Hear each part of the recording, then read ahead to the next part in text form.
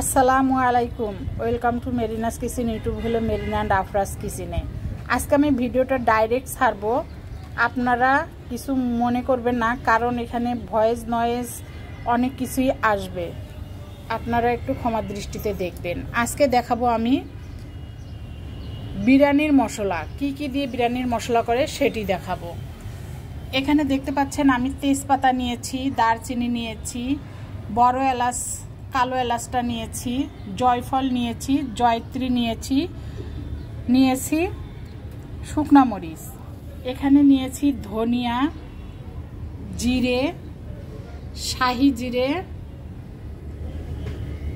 রাঁধুনি, এখানে লং, কাবাব মশলা, গোলমরিচ, সাদা গোলমরিচ, এখানে নিয়েছি স্টার মশলা, এখানে নিয়েছি এলাচ। এই মশলাগুলো হালকা হিটে আগে যে মোটা মশলা মানে বড় মশলা, যেমন এখানে কালো এলাচ, জয়ফল, তারপরে ছোট এলাচ, এই যে স্টার মশলা, তারপরে লং, এগুলো আগে লো হিটে 2-1 মিনিট ভেজে নিতে হবে। ভেজে নেওয়ার পরে তারপরে আপনাকে দিতে হবে ধনিয়া, জিরা, এই দুটো দিতে হবে। তারপরে দিয়ে দিতে হবে এই গোলমরিচ,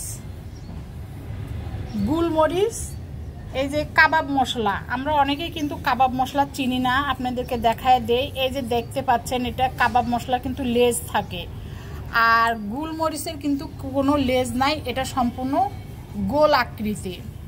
আর এই যে সাদা গোলমরিচ দেখতে পাচ্ছেন। আর এখানে আপনাদেরকে একটা জিনিস দেখাই, এইটা হচ্ছে আপনার রাঁধুনি জিরা, যে জিরা দিয়ে আমরা সবসময় নর্মাল তরকারি খেয়ে থাকি, এইটা হচ্ছে শাহি জিরা আর জিরা, রাঁধুনি, এই তিনটার মধ্যে তফাৎ আপনারা যে দেখে নেন, আমরা অনেকে আছে চিনি না।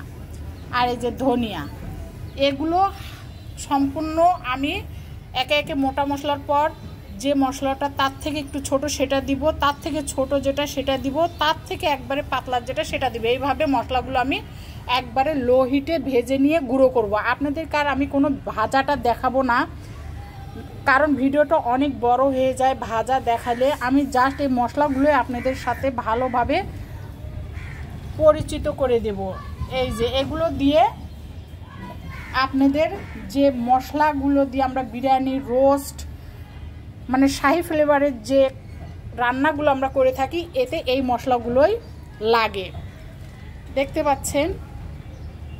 এখন এগুলো আপনাদেরকে আমি গুঁড়ো করে দেখাবো। দেখেন মশলাগুলো আমি আপনাদেরকে আরেকবার দেখিয়ে দিই।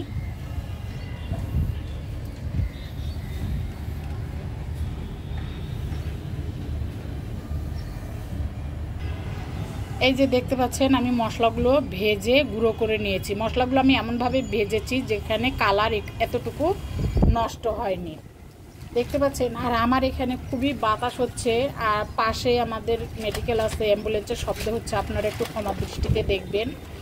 ভিডিওটা আমি ডাইরেক্ট ছাড়বো, কোনো এডিট করব না, এডিট ছাড়া ভিডিওটা আমি ছেড়ে দেব।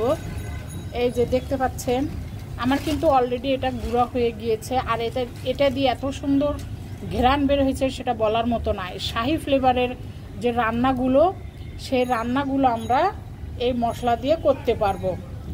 কাচ্চি বিরিয়ানি, তেহারি, তারপরে হচ্ছে আপনার রোস্ট, যেসব শাহি রান্নাগুলো আছে সেই শাহি রান্নার মধ্যে আমরা এইসব মশলা ব্যবহার করতে পারবো।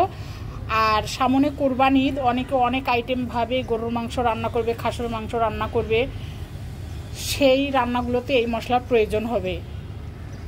এর আগেও আমার চ্যানেলে মশলার রেসিপি দেওয়া আছে, আপনারা দেখে নেবেন। আবারও আজকে নতুন করে আপনাদের মাঝে এই মশলার রেসিপিটা দিচ্ছি। ধন্যবাদ সবাইকে ধৈর্য সহকারে দেখার জন্য। ভুল ত্রুটি হলে অবশ্যই ক্ষমা দৃষ্টিতে দেখবেন। আর আমার ভিডিওগুলো যদি ভালো লেগে থাকে লাইক, কমেন্ট, শেয়ার করে পাশে থাকবেন, সবাইকে দেখার সুযোগ করে দিবেন। আসসালামু আলাইকুম।